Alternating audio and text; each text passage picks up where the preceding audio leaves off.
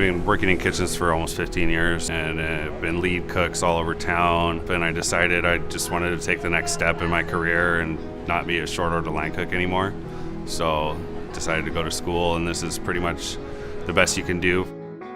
Being in the food industry, you've got to be challenged. You've got to be able to think on a spot, and students have you do that.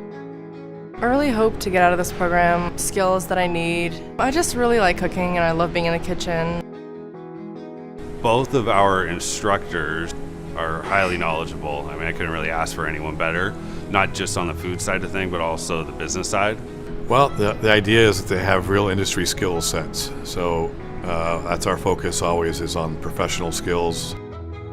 You just get to work with so many different ingredients, stuff that you wouldn't necessarily be able to get on your own at home or something, and you get to work with things you've never tried before.